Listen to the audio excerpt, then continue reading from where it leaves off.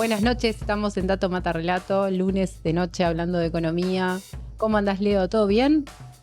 Yo bien. ¿Vos?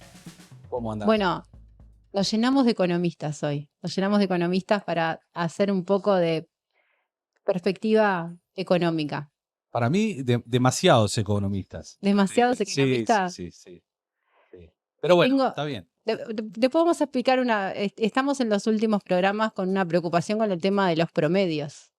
Todos los programas ahora tratamos de algún conceptito económico aislado, lo detallamos. El otro día explicamos el tema de los promedios, cómo en el promedio se hundían los enanos, pero estamos con un colega acá que nos acaba de explicar muy claramente el concepto del promedio, qué pasa si corro un mes en el año, cuánto corro en el año. Mirá. Así que bueno. Bueno, genial. Bueno, tenemos hoy una noche con dos invitados, dos colegas, dos amigos que son del Centro Etcétera. Bienvenido Santiago Soto, bienvenido Braulio Selco. Muchas gracias por la invitación. Gracias por recibirnos, un gusto. Tengo que confesar que aparte la invitación fue como un compromiso porque estaba preparando el análisis de un poco la comparativa del gobierno y cuando empecé a analizar datos me encuentro de sorpresa con un precioso trabajo que los compañeros de Etcétera publicaron que se llama 25 años en 25 variables y entonces tenía dos opciones, o seguir varios días trabajando o invitarlos. Así que bueno, dije, mejor opción invitarlos y charlar un poco de 25 años de economía en 25 variables, trabajo más que necesario, más que interesante, para ver un poco de la análisis económico de los últimos años, más en estos meses de campañas electorales, porque se dicen muchas cosas, hay muchos datos que están surgiendo. La campaña para nosotros viene un poco chata, con algunos conceptos medios generales de la coyuntura económica, pero sin mucho profundizar. Entonces, este trabajo que hicieron los compañeros me parece que es un lindo punto de vista, aparte con una capacidad muy buena de comunicación y de difusión para llegar a la gente, un poco también como los trabajos que caracteriza al Centro Etcétera. El Centro Etcétera es un centro de estudios económico que tiene una red de algo así como 100 personas trabajando, elaborando estudios, publicando permanentemente análisis de coyuntura, escribiendo columnas y bueno, con una red de colegas que están siempre muy interesados y muy comprometidos con todo lo que es no solamente el análisis económico estrictamente, sino todo lo que son las políticas públicas y que permanentemente a nivel de las redes publican trabajos y son parte de los insumos que uno como profesional está siempre consultando para poder comunicar y para poder también elaborar otro tipo de trabajos. Así que bienvenidos los dos, muchísimas gracias. No, gracias Marianela, un gusto reencontrarnos, aparte que nos hemos encontrado En muchos en ámbitos. muchas instancias, muchas veces, así que un gusto encontrarnos acá y bueno, también nos alegra que un poco el motivo de ser de Etcétera justamente es tratar de difundir o masticar, digamos, la información económica que a veces es un poco pesada y justamente poder presentarla de manera lo más amigable posible para el público en general. Esas 100 personas que están en esta gran red, digamos, que obviamente no quiere decir que trabajemos 100 personas en Etcétera, formalmente, digamos, obviamente somos un núcleo mucho más chiquito. Tremenda. No, claro, si tuviéramos seríamos más que pyme, para Uruguay es una gran empresa, digamos, estamos de 100 personas, estaríamos prontos para expandirnos al resto del mundo, digamos. Sí, la franquicia cuando la ves. Exacto, no, pero sí, efectivamente, sí tenemos una red de colaboradores que ustedes pueden seguir en algunos temas vinculados a ir publicando opiniones económicas, a proyectos más específicos, así que... Pero tiene mucho que ver también, o sea, es un proyecto muy reciente y que creció muy rápido, ¿no? O sea, uno lo ve en la evolución de los trabajos, en los temas, pero también el análisis que ustedes realizan, que es el análisis más del enfoque económico, pero un poquito más amplio, requiere también de creación de redes, porque es cierto que no todos nos especializamos en todo. Después tienen algunos análisis más que dan más continuidad y que en forma periódica, como es el análisis de coyuntura de ustedes, que de alguna forma para algunos de nosotros se ha vuelto uno de los puntos de referencia de ese seguimiento de las variables claves de la economía. Sí, efectivamente esa es un poco la idea. De nuestro sitio web los estamos haciendo. Al principio eran unos informes más como privados, por decirlo de una manera, como que íbamos tratando de armar como nuestra pequeña cartera, digamos, de gente interesada en estos temas. Íbamos armando algunos informes de coyuntura que los fuimos modernizando, los fuimos tratando también de pulir con el equipo que estuvo trabajando. Luego Braulio también se sumó más activamente a producir los informes de coyuntura. Generamos un monitor online de las principales variables económicas, que está disponible también en etcétera.uy, etcétera como se escribe, digamos, etc, etcétera, todo, digamos, hasta el final. Y bueno, ahí publicamos un monitor de coyuntura y empezamos a hacer, sí, también más público, no, totalmente públicos y abiertos, los informes de coyuntura y algunos documentos de análisis de política más específicos. Bueno, tenemos ahí coproducimos en un momento también un programa más de divulgación de economía que se llamó Moneda Corriente, que circuló en su momento en TV Ciudad, pero que hoy está disponible también en YouTube para quien lo quiera ver. Es insumo también de algunas materias en facultad para uso más pedagógico sobre los principales temas de economía. O sea, sí, estamos contentos que hemos venido creciendo en estos años y bueno, buena parte también ha sido el aporte de gente más como dedicada a esto y también de mucha gente que dedica una parte de su tiempo, ¿no? Cuando decimos a 100 personas o 100 economistas, son en general gente que trabaja en otras cosas, hace otras cosas y le gusta dedicar una parte de su tiempo justamente para lo que era el origen del nombre, etcétera, que era economía traducida y comentada, que eso, bueno, o a traducir alguna cosa para el lenguaje más común o a comentar, digamos, algún aspecto que requiera alguna clarificación vinculado justamente a los temas de agenda que se tocan con la economía, que son la sociedad también, la demografía, o sea, es una ciencia bastante imperialista la economía que toca un poco los ámbitos de muchas áreas de interés. Es cierto que la economía es dura, pero a veces es cierto que es uno de los principales temas de interés. Y en este país en particular, en tiempos de campaña política, termina siendo uno de los temas de mayor interés, pero también por las dificultades que hay, a veces es donde es más fácil crear algunos falsos análisis.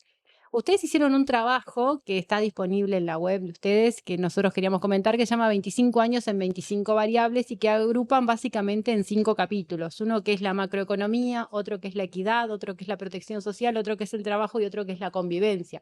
En definitiva, tocan 5 dimensiones de las más relevantes que tienen que ver con el análisis económico y social fundamental a la hora de proponer y analizar lo que es la política pública. Por eso me imagino que tiene también un objetivo en este momento de campaña electoral. Lo publicaron a un mes antes de las elecciones nacionales. Exactamente 25 días. Exactamente 25 días. Tienen todo calculado ustedes. La numerología cierra por todos lados. Sí, ahí el alma mater Fernando Esponda tiene mucho que ver con los 25.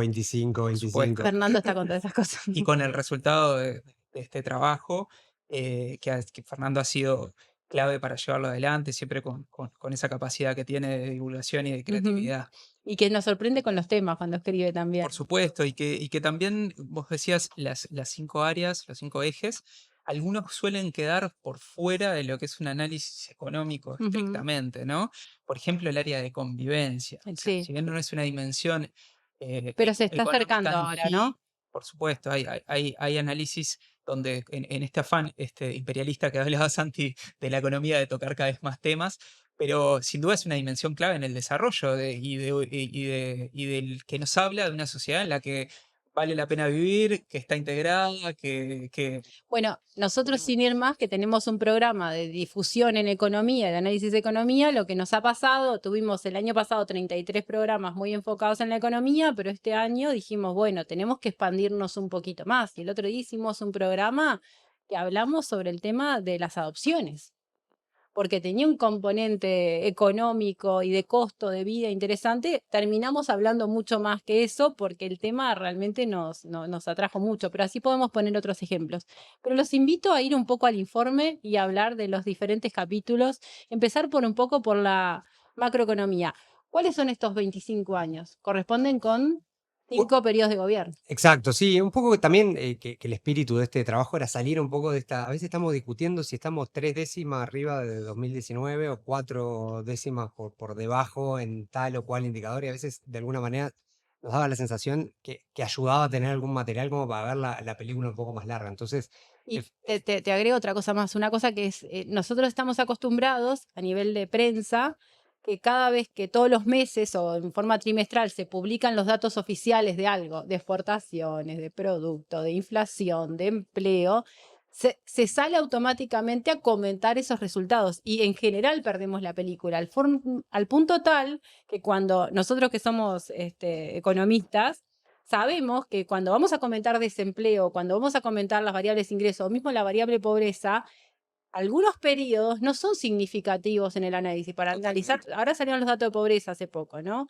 Y había bajado, pero bueno, interesa un poco cerrar el año. Cuando analizamos empleo, desempleo, ingresos, de un mes a otro, a veces la variabilidad de la información no es lo suficientemente robusta como para ser conclusiva de que estamos mejorando o empeorando o algo así. Sí, acá lo que buscamos también en términos generales fueron como ampliar la mirada temporal, ampliar el número de variables, o sea, nutrir con diferentes variables y tener como un criterio homogéneo que implica presentar el indicador Ujú. de manera descriptiva, no analizar la variable, sino que decir, bueno, de qué se trata, de qué va cada indicador y después presentar un gráfico donde tenemos los últimos 5 administraciones de gobierno, empezando por el gobierno de Jorge Valle y terminando en la actual administración, con el promedio, o sea, con la evolución de todos los años, con el promedio a lo largo de esa administración y en el caso de esta última administración que está corriendo, con el último dato disponible anual, digamos. Ese es como el criterio, con criterios homogéneos. Lo que no hace el trabajo es meterse, digamos, dar nuestra visión sobre esa evolución, sino que lo dejamos a juicio del consumidor en este momento de campaña electoral. Y cada vez que ponen una de las variables, es una explicación de lo que significa esa variable, esa dimensión que quieren explicar. Eso me pareció también súper interesante porque está súper claro y bien interesante. En términos, bueno, el primer capítulo era un poco la macroeconomía. Entonces ahí estamos hablando de las grandes variables, grandes agregados, y hablaron de crecimiento económico, de déficit, de Inflación, de deuda, déficit fiscal.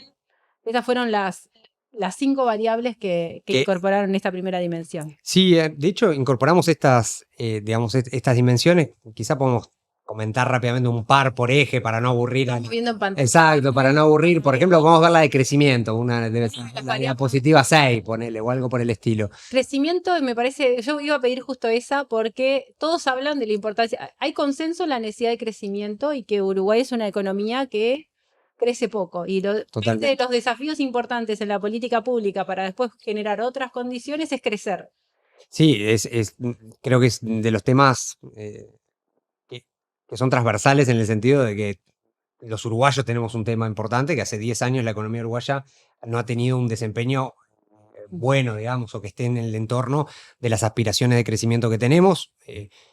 Un último quinquenio, digamos, el que termina, si vemos la próxima diapositiva, si uno ve, podemos ver para ver la película larga, ¿no? Obviamente el primer periodo es el de Jorge Valle, que estuvo muy influenciado por la salida y la caída, digamos, en la gestión de la crisis de 2002, las reformas que se introdujeron en el primer periodo de Tabaré y, digamos, y cómo esas reformas hicieron uso, digamos, de la coyuntura para poder desplegar una tasa de crecimiento muy importante, que de hecho es el escalón, o sea, el escalón más alto que subió el país en mucho tiempo, lo subió en 2 administraciones consecutivas, en la primera de Tabaré y en la segunda. Y cuando uno mira la segunda administración del doctor Tabaré Vázquez, o sea, el último periodo de gobierno del Frente, Uruguay, a diferencia digamos, de otros momentos donde las crisis regionales terminaron en una crisis profunda, digamos, en el Uruguay, que era un poco lo habitual,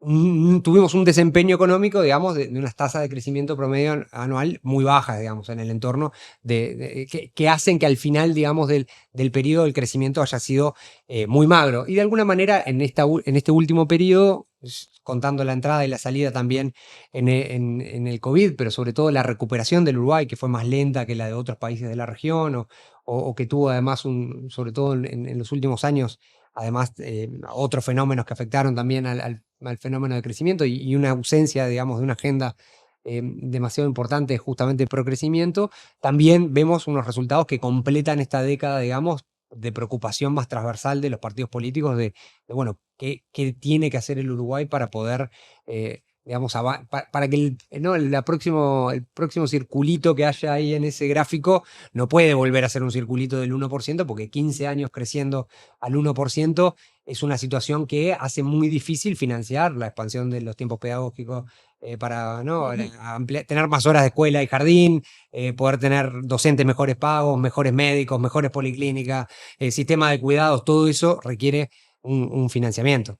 Un mercado laboral pujante también, con una demanda de empleo, que no es lo mismo crecer al 3-4% o algo más cercano al producto potencial, en torno a 2,5-3%, que seguir con estas tasas magras de crecimiento, ¿no? Otro que podemos ver quizás en este eje es el de déficit fiscal. Creo que es la diapositiva 9 o 10 por ahí. La siguiente. La siguiente es un tema que está Ahí va. siempre en la discusión, y ahí si uno mira un poquito la mirada de más largo plazo, bueno, también... Este es un tema que se ha puesto central de análisis porque un poco un tema central de agenda económica de este gobierno, pero además se sigue defendiendo mucho como que este gobierno tuvo un gran desempeño en materia de déficit fiscal, cuando en realidad cuando miramos los números, más o menos estamos un poquito por encima del 2019 y ustedes ahí, más allá que calcularon esos promedios, también calcularon, pusieron año a año, ¿no? Claro, ahí justamente, sí, es un tema que está en discusión, yo diría que desde un poco antes de la campaña electoral anterior, Del ¿no? 2019. Fue uno de los ejes de campaña y una de las principales promesas de campaña de la actual administración del gobierno. Y bueno, si uno mira la mirada de más largo plazo, uno tiene el gobierno de Jorge Valle, que en promedio tuvo un déficit del 3%, que ese ajuste, ese déficit llegó al punto más alto en la crisis del 2002, después comenzó un proceso de mejora que termina en la primera administración de Tabaré con un déficit de 0,9 en promedio. En la administración de José Mujica eso aumenta, aún en cifras, manteniéndose en cifras moderadas. Ahí estamos hablando del déficit del sector público consolidado, ¿no? El resultado global, incluyendo empresas públicas, Banco Central y demás, no solo la administración central y BPS. Y después vemos esa trayectoria creciente aumenta a 3,6% promedio en el gobierno, en el segundo administración de Tabaré Vázquez. Ahí, como comentaba Santi, también influido por varios aspectos, digamos, un crecimiento del gasto endógeno y del gasto público en general, pero también con un enlentecimiento de la economía que obviamente también tiene sus implicancias en términos de déficit fiscal. Y el periodo actual de gobierno que comienza con un aumento muy importante, ahí está vinculado a la atención a la pandemia, que llega cerca de 6 puntos del PIB. Después un ajuste fiscal que se procesa básicamente entre parte de 2021 y 2022 y que luego vuelve sobre finales del periodo a niveles similares a los de cierre de la segunda administración de Tabaré Vázquez. Ustedes dijeron que hacían datos, pero que o sea, hicieron la publicación, pero no sacaron ningún comentario, ¿no? Esto es súper objetivo, datos oficiales, están todas las fuentes ahí puestas, pero de alguna manera, solo mirando este gráfico de déficit fiscal que estábamos viendo, es evidente que la gestión fiscal del gobierno esta no fue lo que se está diciendo que fue, más que hasta se introdujo una institucionalidad fiscal nueva. Sobre todo yo creo que le da un marco a dónde mirarla, ¿no? O sea, si uno mira, en 2019 había mucha discusión sobre las luces rojas, ¿no? Martín Valcorba ha dicho muchas veces, ¿no? Que la actual ministra, cuando era candidata a ministra, había dicho en 2019 que había una situación de luces rojas en el Ahora fiscal. de las luces largas. Ahora habla de las luces largas, pero se ve que le gustó la parte de las metáforas con luces. Pero si uno mira la situación actual, estamos con el mismo número de déficit que teníamos en 2019 y más deuda. Es cierto que el mundo tolera déficits fiscales más altos y deudas más altas, porque después de la pandemia eso es un hecho, digamos que tanto las calificadoras como el mundo en general tolera niveles de deuda y déficit más altos que los que toleraba previo a la pandemia, pero ahí me adhiero, digamos, a las palabras de Martín, no eran luces rojas en 2019, no son luces rojas ahora. Lo que sí uno puede ver, y hay cosas que son interesantes para el análisis de esto, como hay una cierta U también en el comportamiento, que es el comportamiento clásico Del ciclo electoral. del ciclo electoral, y muy acentuado en este caso en la última administración, que coincide el mayor deterioro fiscal coincide justamente con el ciclo fiscal electoral, como decían también por ahí el economista Gabriel Papa con Mijael Borchar en alguna nota que han dado también por ahí, que también para traer parte, digamos, de los análisis que era nuestra idea también, bueno, que cada uno le ponga su impronta justamente al análisis de estos datos.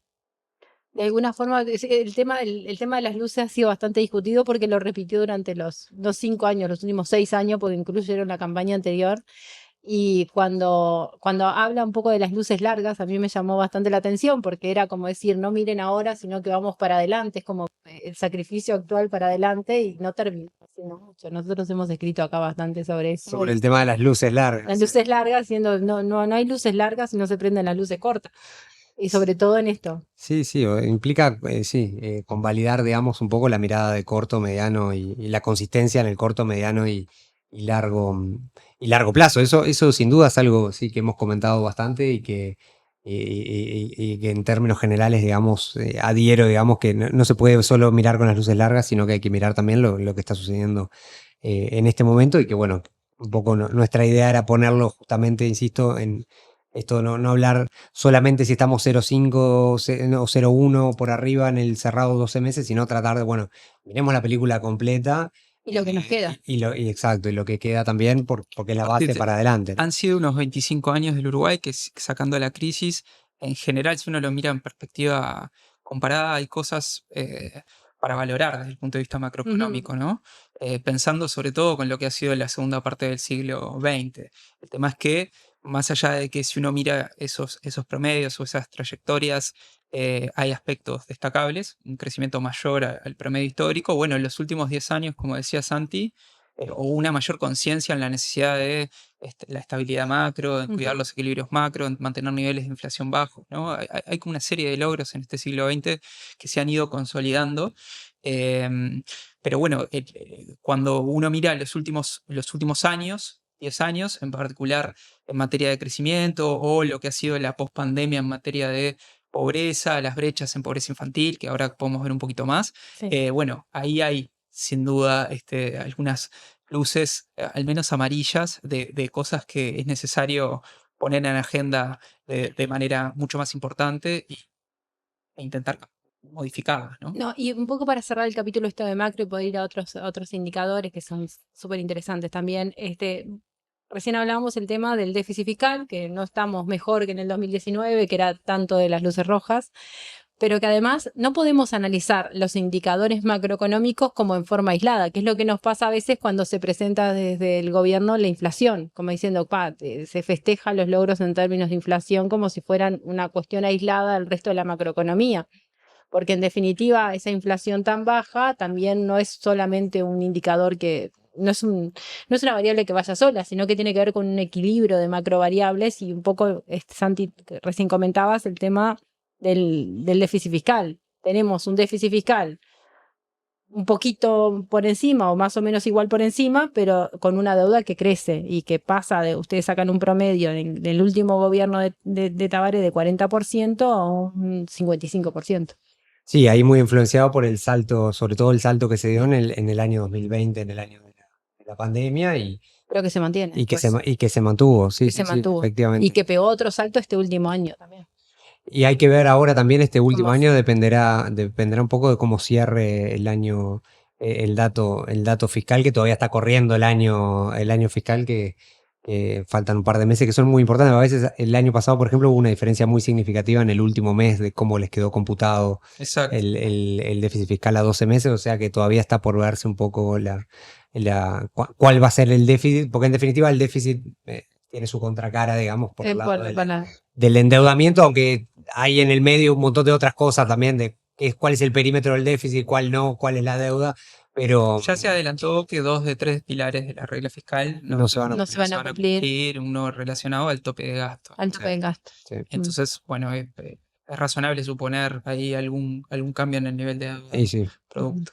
Y todavía si se empieza a analizar un poco más, hay algunos analistas que hasta defienden que no se cumple ninguno. Depende, o sea, la propia institucionalidad fiscal como resultado estaría dando que la gestión no fue lo que se esperaba, digamos.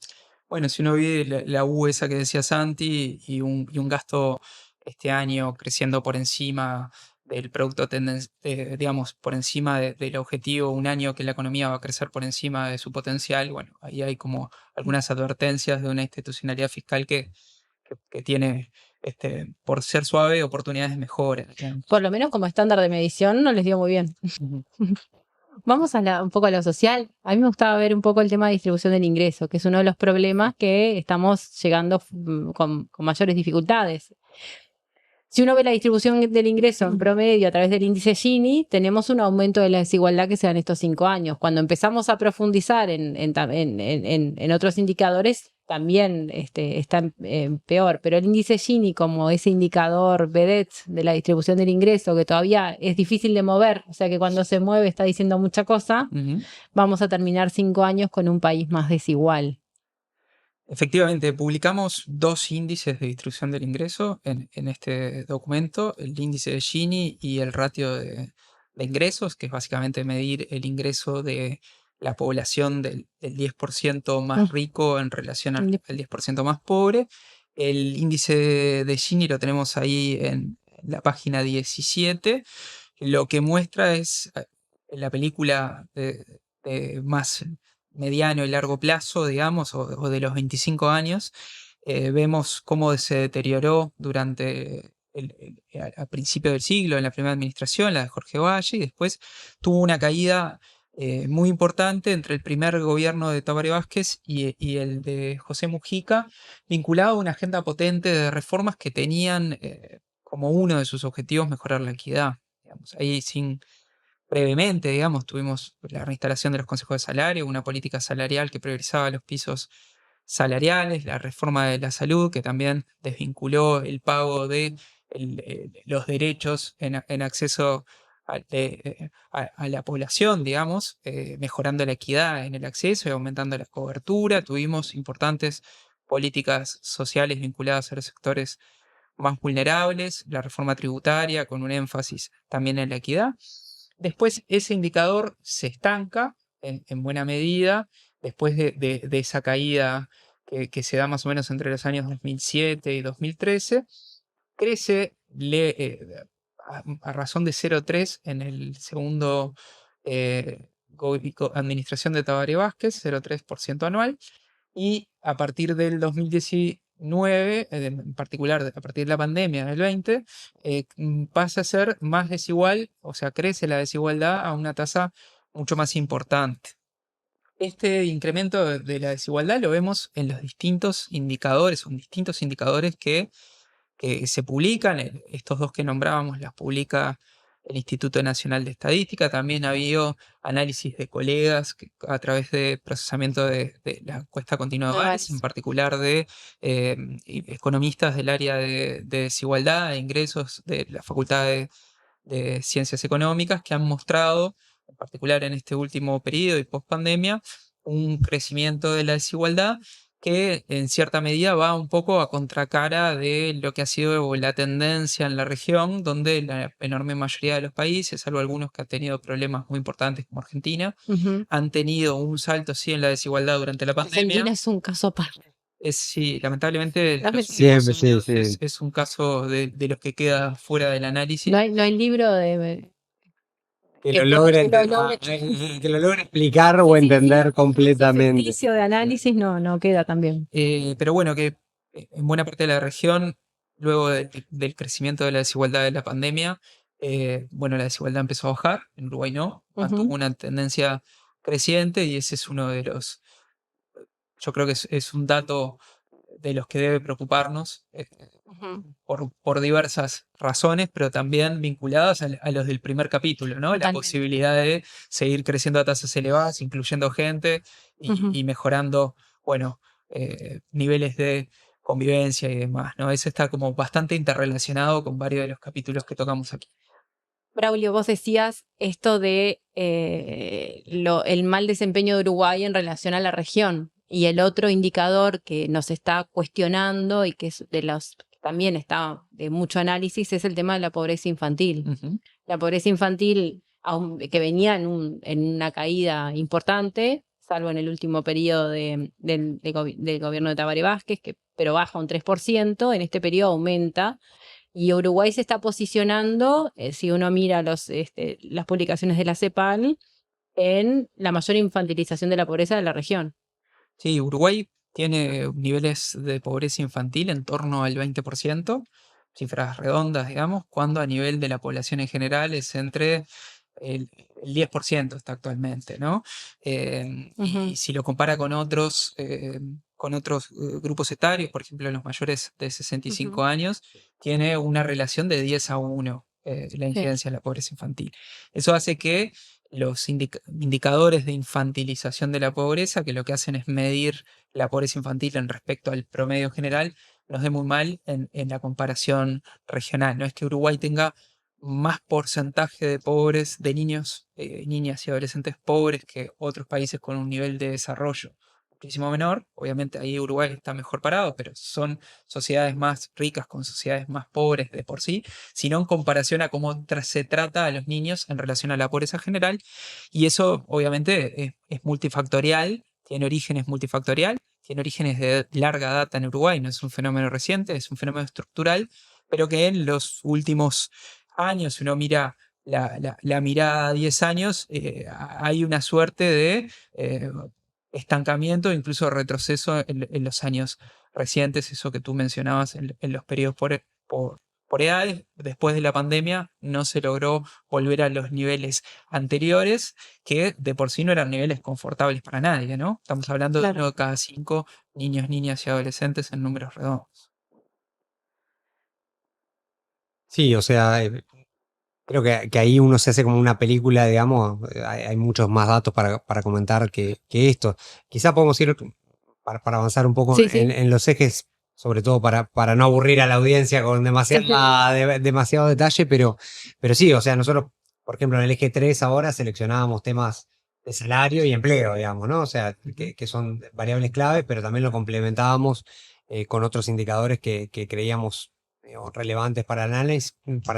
Uno ve, por ejemplo, la evolución del salario real, o sea, que es una típica variable que estamos discutiendo si estamos un 3, un 2, un 0, o si empatamos en el 23 o no respecto. Cuando uno mira la película larga, eso debe andar por la diapositiva para ayudar a... 28. 28 por ahí, pero bueno, cuando uno mira la película larga, digamos, del salario real, para destacar una, digamos... del eje 3, bueno, ahí uno ve que veníamos de periodos de un aceleramiento, digamos, del crecimiento del salario real muy importante. Ahora muchas veces se comenta, estamos en el récord de salario real. O sea, ustedes imagínense que a partir, digamos, del año 2009 y hasta fines, digamos, del año 2020, todos los meses era el récord histórico de salario real, digamos, de la serie en general. No todos los años.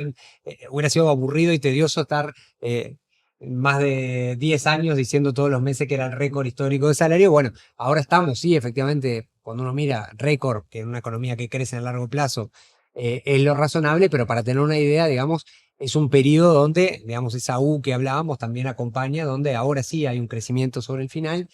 Está la pandemia en el medio, pero también está, en definitiva, digamos, un crecimiento tendencial que se ha enlentecido, digamos, de la recuperación salarial del último periodo. Y que el récord es apenas un poquito por encima de lo que fue en el periodo anterior. Y sí, estamos hablando ahí es punta a punta en ese caso, estamos hablando, sí, de un crecimiento, digamos, del 3% respecto al último dato del gobierno de la segunda administración de Tabaré, pero claro, veníamos, digamos, de 3 quinquenios donde el salario real había tenido un dinamismo decreciente, digamos, o sea, cada vez crecía menos de lo que crecía, pero con tasas, con acumulaciones de crecimiento muy, muy importantes. Y cuando uno mira, el salario real también es contracara de algunos lugares donde hubo énfasis en las políticas sociales, ¿no? O sea, por ejemplo, si pasamos después al eje 4, uno ve presupuesto educativo. Claro, ese es un...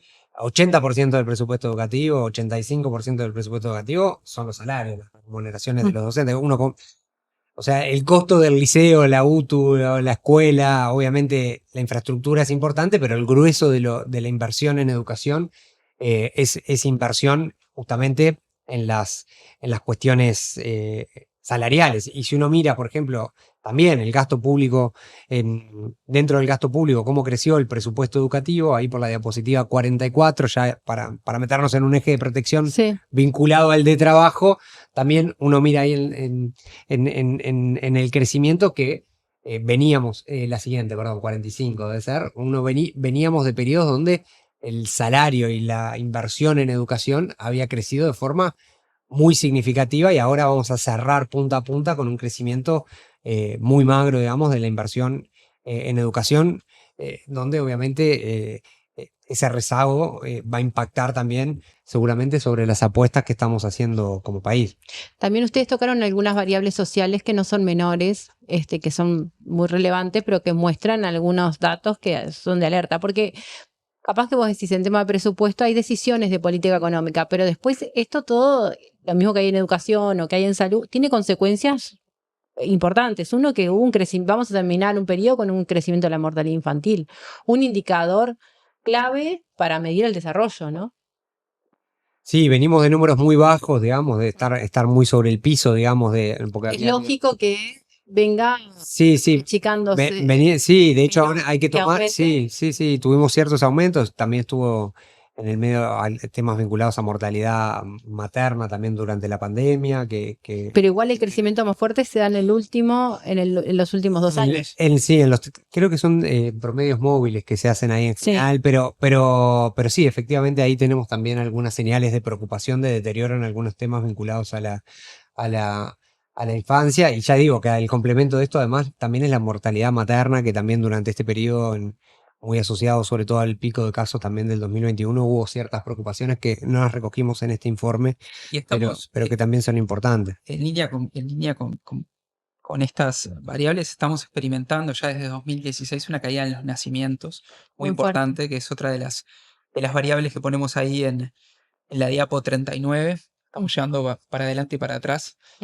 Al operador lo estamos enloqueciendo, pero que pasamos de cerca de unos 50.000 nacimientos, un número medio estable durante los primeros 15 años de este siglo, de unos casi 50.000 nacimientos por año a unos 34.000 ahora, y con fuerte tendencia decreciente, ¿no? Que obviamente también es un número, digamos, son cifras que tienen en cuenta diversos factores ahí detrás de esto, pero que también, y vinculado al anterior de pobreza infantil, de mortalidad infantil y demás, también nos plantea, por un lado, el desafío demográfico de una población envejecida, crecientemente envejecida, pero por otro lado, la oportunidad de invertir más en ese número menor de niños que nace y de generar condiciones mejores de vida, ¿no?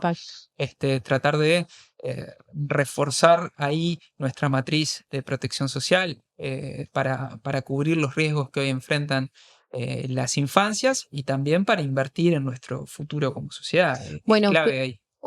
Yo quería un poco llegar a eso de conclusión, ¿no? Porque más allá del trabajo objetivo de análisis de datos, que nunca podemos aislarnos de el análisis de cómo se llegan esos números, y que en realidad estamos comparando modelos distintos de política económica y modelos distintos de país, y eso es un poco lo que uno termina viendo cuando empieza a ver la evolución de estas placas que están bien divididas en 5, 5 y 5 años. Sí, yo creo que sobre todo uno puede ver, o sea, hay contextos, o sea, que han ido variando, contextos internacionales y decisiones de política y agendas de transformación muy distintas en cada uno de los periodos, y eso en general se ve tanto, digamos, en cómo se rema o no a contracorriente o a favor, digamos, del contexto internacional, como, ¿no? A la suerte hay que ayudarla, digamos, en muchos casos. Si uno mira la agenda, por ejemplo, cuando uno mira en perspectiva estos 25 años, realmente destaca mucho ese periodo a caballo entre la mitad del primer gobierno de Tabaré Vázquez y la mitad del gobierno de Mujica. O sea, ahí realmente entre 2008 y 2012 este país dio un Pegó un salto salto. impresionante. O sea, quien aterrizó en el país antes o después de ese periodo, digamos, ¿no? Si pusiéramos un extraterrestre que pudiera viajar en el tiempo y visitar a esos dos países, sin duda esa es la ventana en la que Uruguay más se diferenció al inicio y al final en estos últimos 25 años. Eso queda bastante claro. También, que es donde hubo las reformas más de puesta a punto del Uruguay, ¿no? Uruguay que venía muy atrasado y con las cicatrices del 2002 muy arriba de la mesa, y luego ve un enlentecimiento en el último periodo de Tabaré y una forma de por decir de alguna manera, también pandemia mediante, pero también con énfasis distintos en las políticas, ¿no? Hablamos de algunos temas salariales, pero hay... Uno ve en general agenda de reformas y de transformaciones que se planteó arriba de la mesa, con ley de urgente consideración, con un ajuste durante la pandemia, durante la salida de la pandemia, un ajuste fiscal. O sea, hay sus énfasis de política, pero al final del día no completa, digamos, un quinquenio donde va a dejar una situación en el grueso de las variables levemente quizá mejor que la que inició, pero con 5 años en el medio donde se deterioraron. Algunas levemente mejor, otras levemente algunas peor. leve peor, sí. Algunas un poco Sí. peor y otras un poco mejor. Exacto, pero- en promedio hay pero- es casi que un partido para el empate, por decir, ¿no? Sí.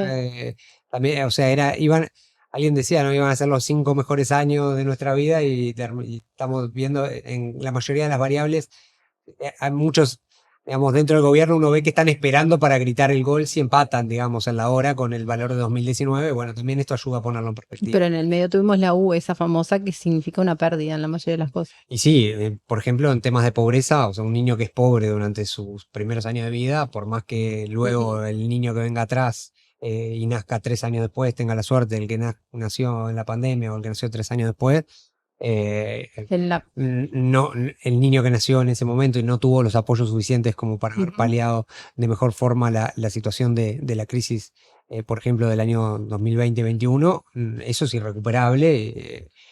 O requiere un esfuerzo, digamos, mucho mayor que el que hubiera requerido si se hubiera atendido de forma más suficiente durante justamente la crisis de la COVID-19, ¿no? Para terminar, quiero hacer una pregunta distinta a cada uno. En primer lugar, quería, Santi, vos estuviste en la Oficina de Planeamiento y Presupuesto, con una mirada del país, pero también en una etapa donde se hizo un trabajo importante de prospectiva, analizando un poco el mundo del trabajo, analizando los sectores productivos, analizando la demografía, que de alguna forma nos ponía a todos en el desafío de pensar a largo plazo. Eso fue un trabajo muy interesante que se hizo, que fue en el último periodo de Tabaré que vos estuviste. Lo refiero porque fuiste parte importante de ese trabajo con un equipo grande. ¿Qué pasa después de estos 5 años donde estamos peor? O sea, estamos condicionados esa visión de que se quiso construir con mucha integralidad, ¿no? Sí, ahí había habido un esfuerzo muy importante de Fernando Isabela, sobre todo como líder, digamos, de todo el proceso de planificación, y Álvaro García, como obviamente también el director, como cabeza de proa de todo ese proceso. Había sido un proceso muy interesante. Cierto, un poco de mala suerte que vino un fenómeno que lo que llaman los cisnes negros, digamos, ¿no? Nadie se lo previó cuando sacaron los informes. O sea, había previsto. Sin embargo, si uno lee en la estrategia, los epidemiólogos habían advertido los riesgos crecientes. O sea, eso está advertido. No pensaron que el año siguiente, digamos, pensaron que era algo que podía pasar en los próximos. La magnitud que implicó. Sí, de la magnitud en la que entramos y probablemente tampoco de la magnitud de la rapidez con la que se salió de la crisis. Al final del día las vacunas llegaron mucho más rápido. El virus pasó a ser un virus mucho más tolerable, digamos, bastante más rápido que en otras pandemias de este estilo. O sea, el proceso, o sea, quiero reivindicar que creo que fue un proceso muy interesante, incluso pese a eventos tan extremos que sucedieron más rápido de lo que uno pensaba, como la pandemia, y de alguna manera yo creo que su vigencia es muy clara. Los desafíos demográficos que estamos viendo, Braulio comentaba algunos vinculados a los nacimientos, los desafíos, digamos, de la inserción externa del Uruguay, vinculado, por ejemplo, a los temas del cambio climático y cómo eso empieza a afectar de forma creciente las restricciones para exportar, incluso nuestra base agroexportadora o las oportunidades que tenemos en algunos sectores vinculados a las ciencias, hoy por hoy más vinculados, por decir de alguna manera, a la deslocalización de algunos servicios globales y cómo esos fueron muy importantes durante la pandemia. O sea, hay un diagnóstico y digamos, y una hoja de ruta en buena parte de los sectores que creo yo que es perfectamente retomable y que lamentablemente fue dejada de lado, digamos. También eso Bueno, no era un esfuerzo solo del gobierno, en esto había participado organizaciones de la academia, del sector productivo, de los trabajadores, o sea, realmente era un esfuerzo país muy importante y lamentablemente eso no fue para nada considerado, y no por la pandemia, sino directamente por un tema de, comillas, no creer en la planificación, digamos, no creer en que, bueno, se puede de alguna manera ir moldeando con las decisiones que vamos tomando ahora en el corto y mediano plazo, también digamos, escenarios hacia donde queremos transitar. Estos 5 años, además del deterioro en la mayoría de los indicadores que vemos, que vivimos, que las consecuencias que tienen, que implican y que implican desde el punto de vista de política, de alguna forma nos alejan un poco más de una senda de desarrollo que Uruguay podía construir. Si yo hago si de alguna forma contrasto contra lo que fueron esos trabajos. Por eso me parecía importante traerlo. Sí. Porque no prever la importancia de considerar el cambio climático, la inserción internacional, porque hoy vemos un país que tiene muchas más limitaciones para afrontar todos esos desafíos que te pueden permitir crecer, que te pueden permitir distribuir mejor, que te pueden permitir... Sí, totalmente, sí, los desafíos de Uruguay, hay una sensación de, pese a que hay gente, que la campaña parece aburrida, Uruguay probablemente está en un cruce de caminos importantes. Uruguay no puede mantenerse, digamos, en la situación de mala performance que tuvo durante estos... Por eso necesitamos una campaña de propuestas. Exacto, durante estos años no puede mantenerse en esta situación, requiere una agenda de transformaciones potente, porque el no hagan olas, digamos, el no avanzar, digamos, en propuestas transformadoras nos va a llevar a una situación de frustración que va a acentuar los problemas que hoy están, que se van viendo de forma creciente, pero que todavía son tolerables, pero... Una cosa, ya 10 años de crecimiento bajo es un desafío, imaginemos 15 años para una sociedad, ¿no? Braulio, vos sos uno de los analistas que uno sigue en las redes porque siempre cuando salen los datos sos de los que va a comentar las variaciones y exactamente los puntos, y entonces es como de los que seguimos, ¿no? Nosotros, los colegas de economía, nos seguimos mucho en las redes, no, a veces discutimos y a veces nos copiamos, pero yo... Te escuchaba ahora al inicio que decías, bueno, tomamos otros indicadores y analizamos cosas que no son tan de la economía, pero que son consecuencia también de las decisiones que se toman en temas económicos. Yo el otro día miraba tu publicación por el tema del déficit y cómo analizabas los datos oficiales y ponías, y ahora miraba un poco tu comentario y un poco las placas o los gráficos que hablábamos sobre el tema convivencia. La situación de convivencia que tiene que ver con algunos indicadores que mostraban el aumento de la población carcelaria, el aumento de las personas en situación de calle, el aumento de los suicidios, y podría seguir con otros que ustedes no consideraron, pero que tienen mucho que ver con algunos tipos, son de los temas que están presentes hoy en la campaña, porque uno ve en la campaña que es una campaña sin propuestas, pero parece que hay 2 o 3 o 4 temas que están en todos los discursos, y uno es esto. El deterioro en los indicadores de convivencia es enorme, porque, por ejemplo, las personas en situación de calle, en este número promedio que ustedes pasan de 739 en el primer gobierno de Tabaré, 1023 en el 1745 a 2758. La población carcelaria es impresionante el aumento que tuvo, a razón de 1000 presos por año, y también en la población masculina y en la población femenina se duplican, que son consecuencias de medidas de política que también son en parte consecuencias que se manifiestan también en ese resultado fiscal. ¿Cómo analizás? Bueno, complejo. Lo primero es, bueno, sí, reiterar que el objetivo fue ampliar la mirada, por eso también este último 5.º punto de convivencia tiene 5 dimensiones, son las personas privadas de libertad, los homicidios, las personas en situación de calle, los suicidios y los niveles de apoyo a la democracia. Y en todos creo que el Uruguay muestra una trayectoria, una película que va empeorando, y que va empeorando independientemente de las coyunturas económicas. En algunos momentos de gran crecimiento, algunas de estas cosas también desmejoraron. Entonces, evidentemente, la economía no explica todo, explica una parte, y también hay muchas de estas situaciones que vienen de problemas más estructurales y de larga duración. Evidentemente, estas situaciones no son complejas, hay mucha gente que está en el margen de la sociedad integrada. Hay un artículo interesante de Fernando Sponda, que volvemos a traer a la conversación, que generó muchas réplicas y mucha conversación en redes sociales y medios, que hablaba de esto, ¿no? Un montón de gente que está por fuera del sistema y que obviamente las políticas para atraerlos tienen que tener una mirada integral, y que tienen que necesariamente demandan recursos en momentos de recursos escasos, lo que obliga obviamente a afinar el lápiz y a tratar de hacer las intervenciones más eficientes y efectivas posibles a un tema que engloba un montón de otros, ¿no? Pues tenemos ahí muchísimos jóvenes en las cárceles, que eso tiene impacto en sus familias, que eso tiene impacto en diversas dimensiones económicas y que también dinámicas en el tiempo, porque eso impacta no solo a sus familias hacia arriba, hacia sus padres, hermanos y demás, sino también a sus hijos, a las condiciones que estas personas viven y se integran en la sociedad. Yo creo que ahí hay uno de los grandes nudos de nuestra sociedad, es cómo podemos mejorar la convivencia, cómo podemos bajar estos indicadores. Creo que Uruguay destaca en la región